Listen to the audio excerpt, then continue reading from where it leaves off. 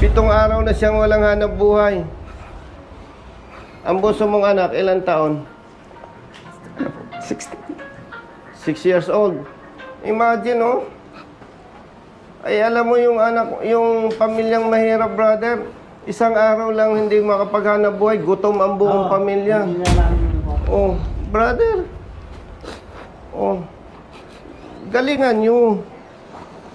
Kung tama ang panghuli ninyo, wala akong pakialam. Kahit pakapamilya ko. Imagine, ang ginugutom mo, buong pamilya.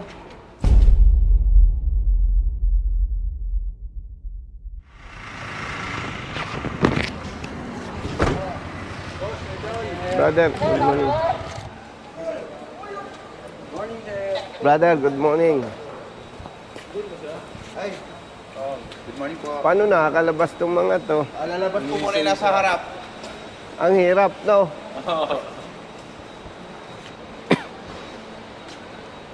Brother. Good morning. Lubog? Asan driver? Hello. Siya man driver? Morning. Ano yan? Ha? Laka? Basta ano? Brother, good morning. Punta ako kay Director. Kaya pa yata po mo. Iyan. Boss. Brother, may enforcer kayong matchaong. Matchaong niya saan na po? Patawag nyo. Okay po. Halika, brother. Good morning. Brother, good morning. Kumusta? Long time mo kasi. Ikaw lang eh. Gumantan lalaki ka na. Pag pumunta ako sa Congress, busy ka eh. Ay, hindi kita nakasalubong lang. Boss. Brother.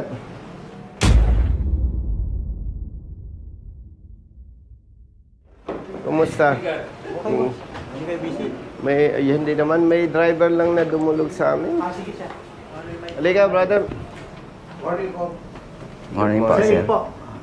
Nandiyan na ba yung enforcer ninyo? Yeah po, si Machao. Sinong ating adjudicator? Si Sir Adrian. Ito po. I-request ko yung presence ninyo. Kasi brothers, alam nyo, pag may dumulog sa aming opisina, nakita namin na may mali nga sa apprehension. Yes. Hindi kami nag-a-advise mag-contest. Kasi katulad niya, taga Bicol. Galing pang Bicol Albay. Nahuli ng enforcer ninyo. Bakit ko i-advise mag-contest? A-absent sa trabaho. Mag-i-schedule ng hearing. Mag-i-schedule kay brother ng release ng resolution. After nakita ninyo, mali ang apprehension, cancel ang huli. Hindi babayaran ang danyos. Hindi pinaparusahan ng enforcer na nakitang nagkasala. So, lalong malulubog sa perwisyo. No? Brother Matt. Kaharap ko yung magagaling na LTO personnel. Mas magaling ka po. Si Brother Hans, tsaka si adjudicator. May documents naman dito. Siyempre, evaluate nyo. Brother Hans, yung driver, ang minamaneho, bus, meron siyang, yung boss niya, may application sa extension Okay po. hanggang 2017. Hindi yun ang question dyan. Kung sasang-ayon kayo, nakikita nating mali. Brother, ang nakalagay sa kanyang prangkisa, Pasay City, Tabaco City, Albay. No. Okay. May kulatilya with authority to convey passengers to Cubao. Okay. Ang sabi ito, kaya nga ni-request ko yung presence ninyo para ma-resolve agad. Kasi nakita ko naman yung previous experience ko. Pag nakita ninyong mali ang apprehension, immediately, na-actionan nyo agad. No? Brother, pag mali yung sinabi ko, base sa kwento ng driver, kumontra ka ha. Nagbaba siya ng pasahero sa Pasay. Ang inilagay ng enforcer po ninyo, One passenger drop sa Pasay. Nagbaba siya ng pasahero. At ang sabi daw ng enforcer ng LTO, hindi ka pwedeng magbaba dyan. Dapat Pasay ka sa Cubao. Cubao. Tama ba? Nahuli mo siya, nagbaba ng pasahero sa Pasay, sa Rotonda. Tama? Tama po yung ano. Oh. Kaya mo tinikitan, ang pagkaintindi mo sa prangkisa, hindi siya authorized doon. Dapat sa Cubao siya magbababa. Tama? Ang ano, Hindi, ang tanong ko sa'yo. Hinuli mo siya kasi nagbaba siya sa Pasay. Opo. Eh, ang sinasabi mo sa kanya, authorized lang siya dapat sa Cubao, Quezon City. Tama? Mali po, sir. Anong sinabi mo? Ang sinabi ko po, authorized na magbaba ng, kasi regarding po sa provincial basis po, sir. Oh. Regarding po sa Memorandum Circular 2019-001, sir. Oh. Ang pagbababa po ng pasahero sa mga provincial bus, sir, doon po babawat ng bababa, sir, sa PITX po. Sa, PITX. Para niya kayo, ano, Ibig mong sabihin, hindi siya authorized magbaba sa Pasay. opo.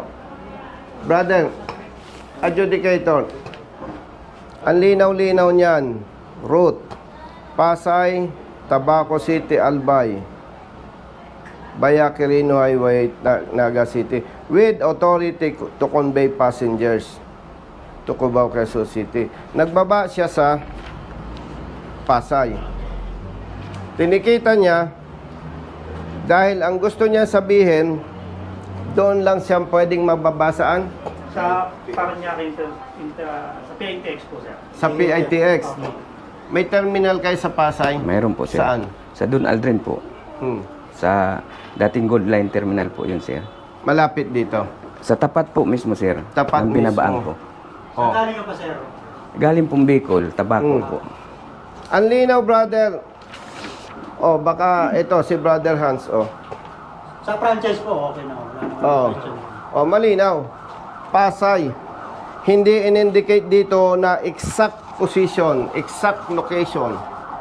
Magkano ang multa ng pag out of line considered colorum kung 1 million? Opo. Oh. Brother, walang nakalagay na specific eh. Pasay City, Tabaco City, Albay. Tapos tinikitan mo, out of line. 1 million ang multa nito.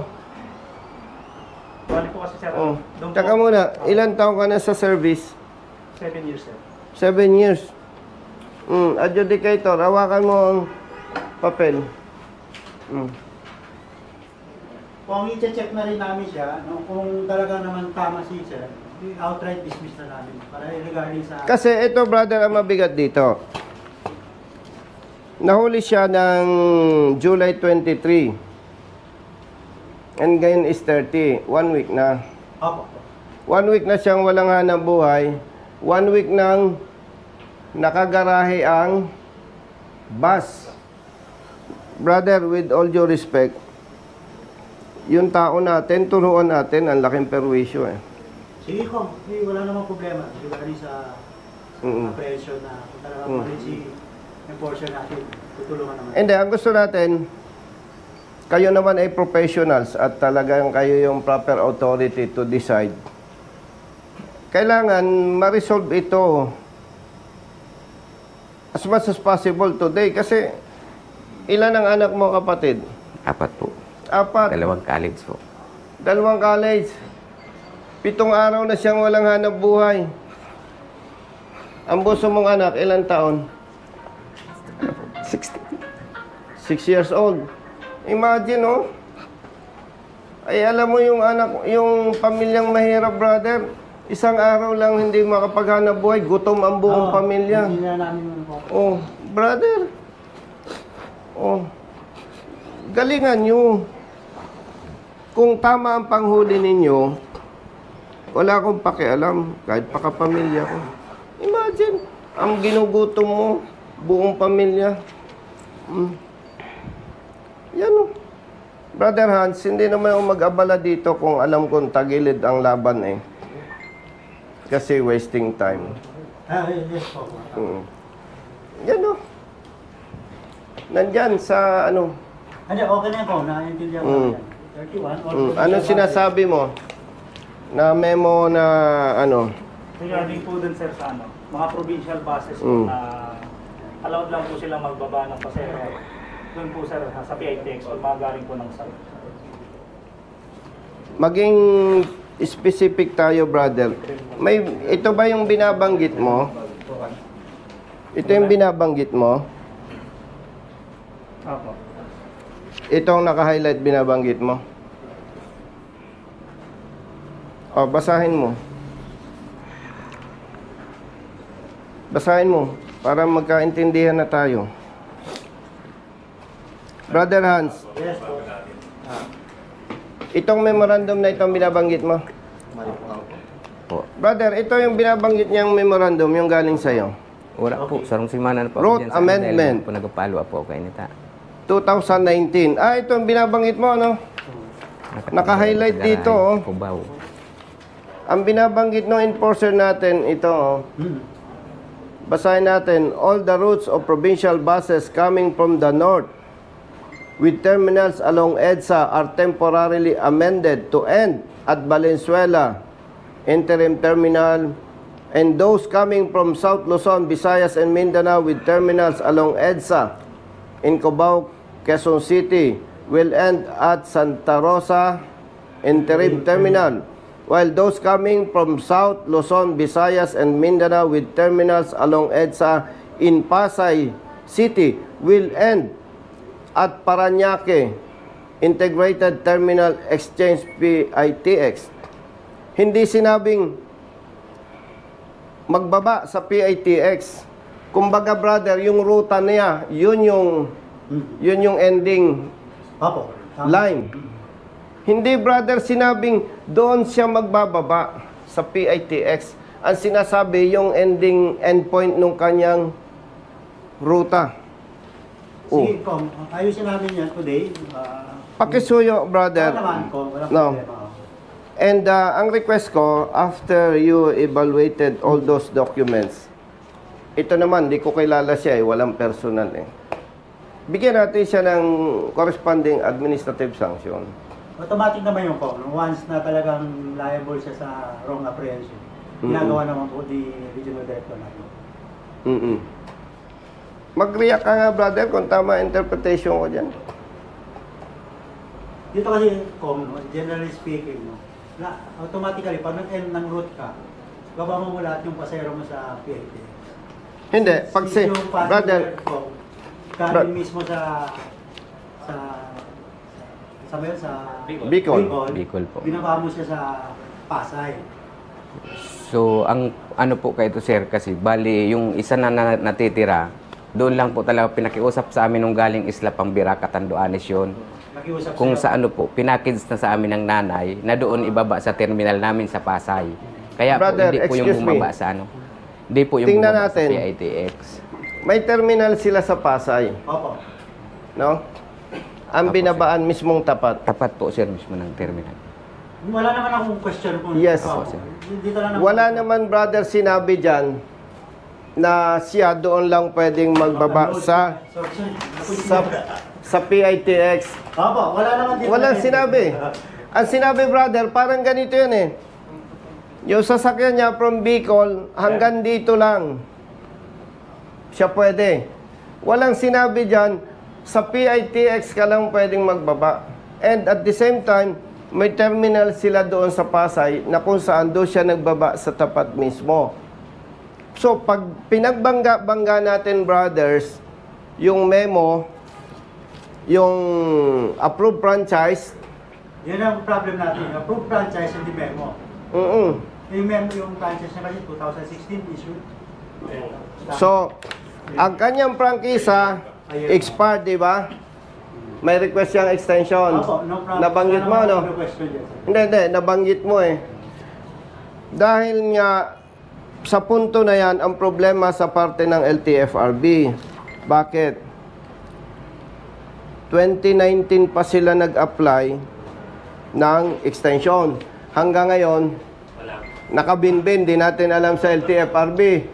Ngayon, nakausap ko si Asik Bigor Mendoza at napakabuti naman, naglabas ng memo na kapag ikaw ay may prangkisa, nag-apply ka ng extension, considered valid. So, wala tayong pag-uusapan sa prangkisa. Wala naman. Oo. Ngayon, brother, yung sinasabi ng enforcer natin, yung memorandum, wala kang makikita dyan na specifically mention na sila doon lang pwedeng magbaba sa PITX. Much more, may terminal pala sila doon sa Pasay kung saan doon siya nagbaba sa tapat. Nakakuha naman. Sige. Ibabangga natin sa 1 million pesos na violation kung out of line siya. Grabe, pag ganyan na talaga ang usapan, ano? Hindi na tama talaga. Base sa prangkisa, base sa memo na 2019, hinihiling ko kapatid, sa ngalan ng public service, i-resolve ninyo within the day. Gagawin na. Dala namin lahat sa illegal. Sa legal, no? Ayaw po na. Sa proseso. Ano? Pero adjudicator ka, di ba? Yes po. I-interdict namin sa idadaan po namin sa legal po. Tama, sa legal, oo. Kaya ko lang with Kasi all... more on pa tayo sa papers. Yes. Oo. So, iwanan ko ito. Ipapatawag nyo yung legal and concerned officers. Opo. Oo, kasi itong atin, informal, hindi ka pwedeng maglabas ng resolution base sa ating discussion. Makuha naman po tayo. Oo. So, itong documents na to, May temporary operators permit na eh. tama. Countable sila. Tama, di ba? Oo. Kapatid, payong kapatid ha, ayusin mo, kawawa ang nabibiktima eh. 1 week ng gutom pamilya nito. Walang hanap buhay. Ang sweldo, 1,600. Bicol, Pasay, to Bicol. So, 1,600 babawasin pa yung pagkain doon. Ilang oras ba biyahe mo lagi? Nasa ano na sir, hindi na nadadala sa 12. Umaabot na kaming minsan 14 hours dahil sa sobrang Doktor mo, ano? daming Okay sasakyan. naman. Okay na po sir. So, pag titingnan mo, brother, almost 3 days na yun eh. Opo. Opo. So, 3 days, kumikita lang siya ng halos 500. Ang bigat. Si-settle namin today po. Oo. With the help of legal namin. Oo, pasoy. Nandiyan ba yung legal officer ninyo? Yan naman po. Dalawa po. Oh, nandito pala itong mga gwapong legal officers. Brother, nadinig mo yung discussion? Yes, no. Pasensya, hindi ko alam. Ikaw ang legal officer dito. Brother, hindi ko naman sinasabing mas magaling ako. Alam mo naman eh. Kaya lang ako pumunta dito. Ayan, oh. Prangkisa, oh. Route, Pasay City, Tabaco City, Albay. With authority to convey passengers. Ang kino-question ng ating enforcer, allegedly, dapat doon sa Cubao siya nagbaba. Yun ang kwento ng driver. O ikipagpalagay na hindi yun ang totoo. May sinasabi siyang memo na dapat sa PITX nagbaba. Yung memo, brother, hindi sinabing doon siya dapat magbaba. Yun yung end point ng kanyang travel. Sige ko, narinig ko naman. Oo. Tapos nagbaba yung driver doon sa Pasay, wherein may terminal sila doon mismo sa tapat. 1 million ang multa nito, napakabigat. Tapos, hindi ko alam, brother, kung updated ka dito. Alam mo yan. Alam mo to. Also, kanino ko ito iiwanan? Dito lang kung kami na ba? Ikaw nang bahala. Ang request ko lang, brother, alam ko busy kayo, lablo pa, binaha kayo. Ang special request ko lang on behalf of the driver and his family, ma-resolve Yes, ko today. today. Para hindi naman maano yung servisyo, ano? Kawawa naman yung driver, taga Bicol. Sino taga Bicol dito? Ayan o. Oh, brother! Ito ang best friend ko. Hindi ko na lang kukwento sa inyo kung ba't ko naging best friend dyan.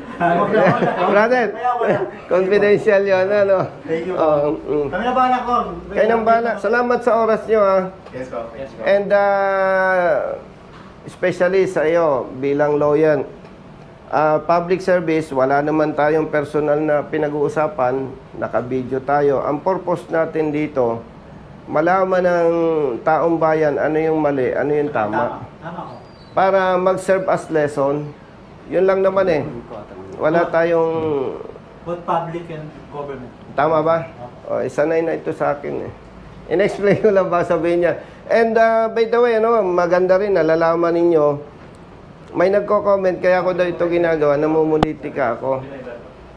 Number one, hindi ito trabaho ng congressman. Pulis pa ako, alam ni Brother Hans, madalas ko itong makaharap pag may issue. Pulis pa ako, attorney, ginagawa ko ng tumulong. And honestly, God knows, kaya ako tumakbo sa politika. Noong ako'y nasa service, hanggang sa nag-retire, nakasuhan pa. Sabi ko, mukhang walang pag-asa yung advokasya ko. Yun po ang dahilan, kaya ako'y pumasok sa politika. Mas, siyempre, alam naman natin ang katotohanan, pag napasa posisyon ka, basta tama, makapangyarihan ka. Pag wala ka sa posisyon, kahit tama ka, mali ka. Kakasuhan ka pa. Oh. So, ang intensyon lang natin dito, brothers, yung mali, may tama. Yes po. Para pag-retire na tayo, hindi na ito dadanasin ang mahihirap nating kababayan. Kasi kung si attorney lang ang mahuli ng mali, okay lang, magbabayad na lang. No? So, wala itong personalan, wala po. walang isyong politika. Oo. Correct natin yung mali. So, ang dami ko ng utang sa'yo, ha? Tulungan nyo na kami sa bahay. Alam nyo bang utang ko dito, sinasabi ko sa inyo? Pag tumawag ako, malayo ako, brother, may pupunta dyan. Pakiimbestigahan. Yung araw na yun din, nare-resolve. Hindi na pinapaalis yung driver. Dala na niya yung lisensya, resolve na yung problema. Yun yung sinasabi kong utang ko dito. Oo. Yun naman. Public service po. Kaya lang, minabuti ko, attorney, samahan yung driver. Mas gusto ko ma-discuss talaga point by point. By the way, hindi ko na kayo abalahin at binaha kayo. Maraming salamat sa inyo and salamat kay RD. No? So, brother, i-text mo ako pag okay na. Bigyan niyo kami time po. Para at least. Ilang araw ka walang hanap buhay? May 1 linggo na po. 1 linggo? 3 araw na ako dito. Attorney, 1 linggo walang hanap buhay. 6 anak. May batang anak. Galing sa Bicol. Uwi pa ng Bicol. Opo, sir. Ganito ha. Pag na-resolve nila ni na attorney, magtawagan tayo ha. Opo, sir. Salamat po, sir. No. Oo. Good for 1 month. Good for 1 week lang. 1 week lang walang hanap buhay eh. Sa bagay ko. At Iwan ka dito. Opo, sir. kung anong nararapat parusa sa enforcer, ibigay natin. Opo. Alam ni Adi po yan, automatic. Alam. Mga kailangan i-recommend. Oo. Kasi lahat naman tayo nagkakamali eh. Wala namang perfect. Di ba? Kaya lang, pa hindi natin pinarusahan. Parang okay lang naman eh. Mabait naman si si attorney o si Brother Hans. So, sa inyong lahat, salamat sa oras ha. Thank you, Bob. Yung utang ko ha. Thank you, bye-bye.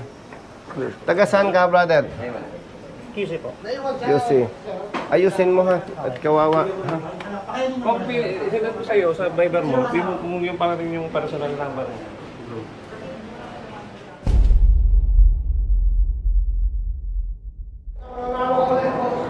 Salamat.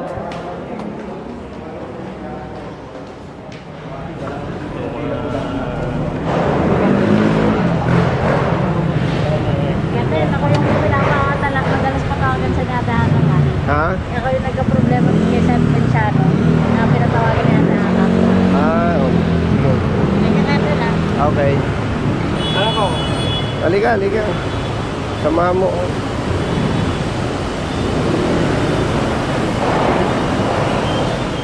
Hindi pa. Ano ba? NBI kasi ang kanto na. Brother!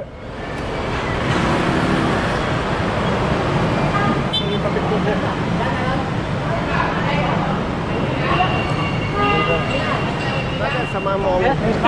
Samahan mo kami. Ayaw eh. O yan, yan. Ako mga tuti.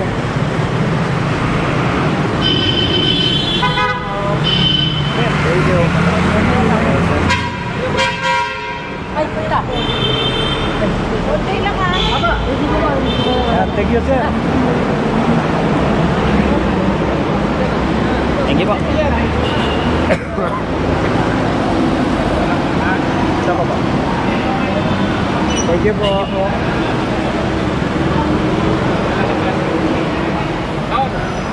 Si Boss Jay. Yung head na record. Brother, salamat ha. Blessing kita. Salamat po. Oo. Ingat. Tawagan pala kita. Ingat lagi ha. Okay, ingat. O ano, inaksyonan yung ating idinulog. Opo naman, sir. Naglabas ba sila ng resolution? Meron po, sir. Dito. Pati mainit-init pa. No? Mag-5 Naka- plus na bago na... Nakakatawa ka na ha. Opo, sir. Masaya akong malipat kayo. Yung lisensya mo Andun po, sir, sa kwardiya sa akin. sa gate. Pero nasa iyo na. Nasa akin na, sir. O yung plaka, binalik. Andito po, sir, sa akin. Tingnan mo naman yung plaka oh. Matagal na. Ayun. Pag hindi ka marunong tumingin, basura na ito eh. No? So yung lisensya mo, yung plaka ng sasakyan, Okay na, sir, po, sir. plus resolution, Opo, sir. Nandito na po. okay na. Alam mo ba na kung hindi kayo dumulog sa amin, ang gustong ipagmulta ninyo ay 1 million pesos? Ando po. Opo. Oh, alam mo. Eh nung dumulog kayo sa amin kasama yung si Brother Randolph, no? Ando. Yun yung tumawag sa'yo. Yes po, yan siya tumawag sa akin. Ayun ang tulong.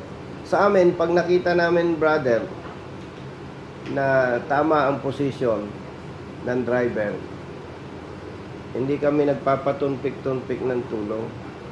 Opo, sir. Yo. Lang. Kasi, siyempre, brother Jerry, yung isang araw na pagka-delay, buong pamilya niya nagugutom. Ito po yan sa kagaya niyang driver, boss.